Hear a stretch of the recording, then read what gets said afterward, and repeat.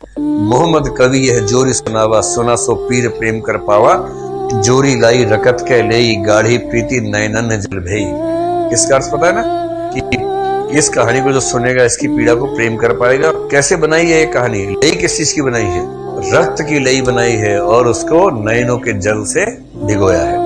उसके बाद वो कहते हैं कि प्रेम ही जीवन का सार है, मानुष प्रेम भयो बैकुंठी, नहीं ते कहा छारिक मुठी। ये कथन कहाँ है? ये कथन है जब श्रीलंका में रत्नसेन गया, मंदिर में है, ऊपर से आकाशवाणी हुई है, मानुष प्रेम भयो बैकुंठी, नहीं ते कहा छारिक मुठी। लगभग यही कथन कि जिंदगी सचमुच एक मुट्ठी राख है। रचना के अंत में अलाउद्दीन पहुंचा है, उस समय पद्मावती राख हो गई और उसने उसकी राख को 2 मुट्ठी मिट्टी डाल दी है। छार उठाई लीन एक मुठी, दीन ही उड़ाई पिरथ में झूठी। अलाउद्दीन ने क्या किया? एक मुट्ठी राख उठा ली है और उसको उड़ा दिया है, इस भाव से कि ये पृथ्वी झूठी है, इस पृथ्वी में कुछ नहीं रखा, सब मिथ्या है, निरर्थक है। जीवन का क्या सार है? बेचारा जिंदगी भर पड़ा रहा पीछे पद्मावती की राख हाथ लगी। क्या सार है जीवन का? और जायसी का असली दर्द ध्यान रखिएगा। जायसी का, गालिब का, निराला का, भारतेंदु का, सबका एक ही दर्द है। इन कवियों को लगता है कि इनको उतना सम्मान नहीं मिला जितना इनको मिलना चाहिए था। और जायसी का तो एक्स्ट्रा दर्द है, वो दिखने में खूबसूरत नहीं है, सुकरात जैसे है, ऊपर से एक आंख भी ठीक नहीं है। अब किसी व्यक्ति को, पढ़ा लिखा व्यक्ति, समझदार व्यक्ति, उसकी एक आंख काम नहीं करती है, उसकी गलती तो नहीं है ना भाई, उसकी आंख काम नहीं करती है, क्या करे बेचारा? खूबसूरत नहीं है, इसमें उसकी गलती है क्या?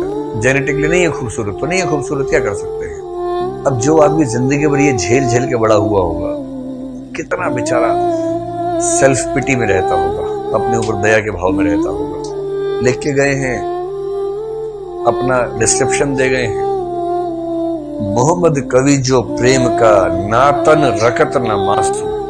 मोहम्मद कवि जो प्रेम का कवि है ना, ना तन रकत न मासू, इसके तन में ना खून है ना मांस है। जे मुई देखा तेई हंसा, जो मेरा मुंह देखता है हंसने लगता है, मेरा मजाक बना देता है।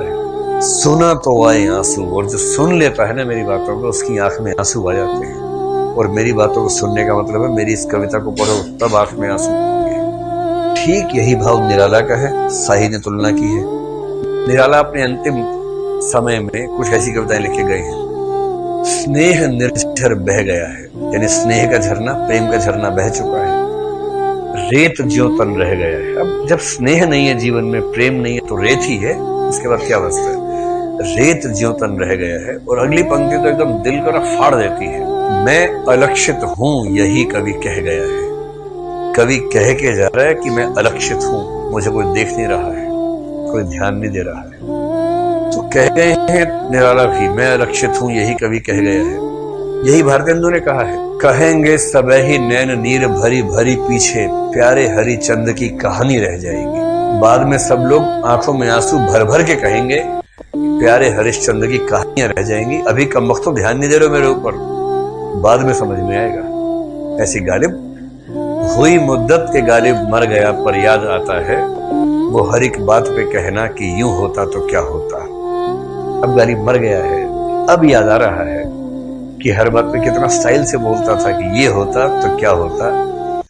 डुबोया मुझको होने ने, न होता मैं तो क्या होता। उसी गजल का शेर है, न था तो खुदा था, न होता तो खुदा होता। डुबोया मुझको होने ने, न होता मैं तो क्या होता।